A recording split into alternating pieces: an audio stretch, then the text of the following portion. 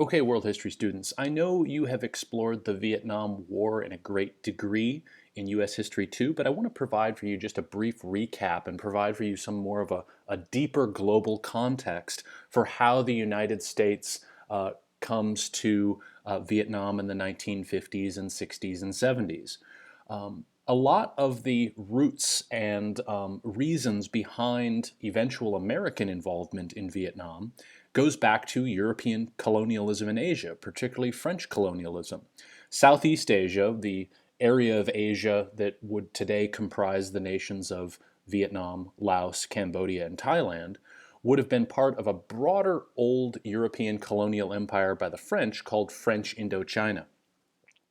This was established going back to the mid 1800s, the mid 19th century, and it had held on into the early 20th century. Now, during the Second World War, Southeast Asia was one of many locations that the Japanese had invaded and occupied during the Second World War.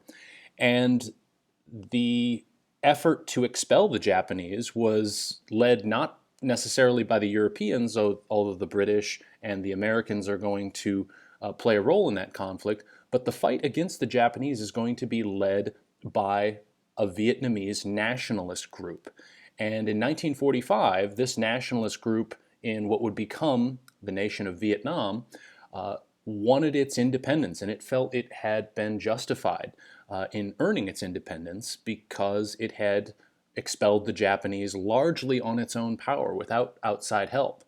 After the Second World War, it's sort of awkward here, but the French try to reestablish their old colony in the late 1940s and even into the 1950s. And throughout the early 1950s, France is going to cling to its old colonial empire in what would be modern day Vietnam. And they try to maintain French Indochina. Now, this Vietnamese nationalist group is going to be successful in expelling the French in the 1950s. And temporarily, this meant that Vietnam would be divided between a North and a South. The North would be led by a proto-communist group, which was led by the charismatic Vietnamese independence leader. His name is Ho Chi Minh. You see him right here. He's going to be an important player, but he's, an aging individual at this point, but he's still an important national figure. And his goal is to unify all of Vietnam under Vietnamese control. And this map here on the left kind of shows you the conflict between the Vietnamese independence movement and the French. The map on the right is where we are in the mid-1950s, before the United States shows up in a big way. You have a division between a North and a South Vietnam at the 17th parallel.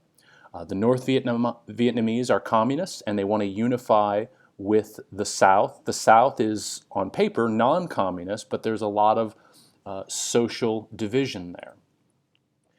The United States kind of waltzes into this conflict in the late 1950s and early 1960s because it's the Cold War. The U.S. is under pressure to stop the spread of communism, and when they look at that map, the map that you see here, they see South Vietnam as a non-communist entity, and they see North Vietnam as a communist threat. And any incursion of communism is dangerous. It's the Cold War. You know the story there. The policy of containment is being practiced. So when the U.S.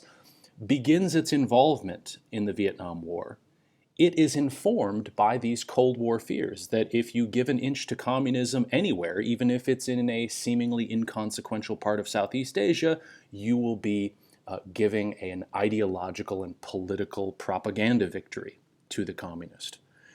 And the U.S. gradually takes over the war after the French are expelled to stop communism from spreading from north to south. And from the 1950s to the early 1970s, the United States military increases and amps up and accelerates its support for South Vietnam. This is what we call the Vietnam War. And I'd like you to keep this in mind, this deep context history, as we explore the coming clips.